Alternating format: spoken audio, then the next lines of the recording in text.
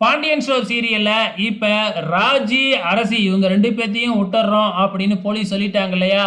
இப்ப மத்த எல்லாரையுமே வந்து பாத்தீங்கன்னா, இதுக்கப்புறம் போலீஸ் ஸ்டேஷன்ல வைக்க முடியாது. கொண்டு போய் ஜெயில்ல தான் அடைக்கணும். எஃப்ஐஆர் போட்டாச்சு அப்படிங்கிற மாதிரி சொல்லிக்கிட்டு இருக்கிறாங்க.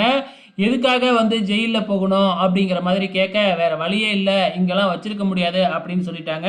இவங்களும் எவ்வளவோ முயற்சி பண்ணி பார்த்தாங்க. கோமதிய மட்டும்னாச்சும் எப்படியாச்சும் வெளியில எடுத்தரலாம் அப்படின்னு சொல்லிட்டு, அம்மாவுக்கு வேறயா உடம்பு சரியில்ல அப்படின்னு சரவணனும் சொல்லி பார்க்குறாங்க. ஆனா எதுவுமே கேட்கவே இல்ல. கடைசியா வந்து பார்த்தீங்கன்னா, ஜீப்ல ஏத்திக்கிட்டு கிளம்பிட்டாங்க சிறைச்சாலைக்கு. இந்த பக்கம் வந்து பார்த்தீங்கன்னா, நம்ம அரசி, மீனா, ராஜி இவங்க எல்லாருமே வந்து முத்துவேல், சக்திவேல் அவங்களோட கார்லயே வந்து வீட்ல இறங்குறாங்க. அதுவரைக்கும் என்னாச்சு எதுவும் தெரியாம இங்க வீட்ல உட்காந்துருக்கிறாங்க. ஸோ வந்த உடனே நடந்த விஷயத்த எல்லாமே சொல்றாங்க.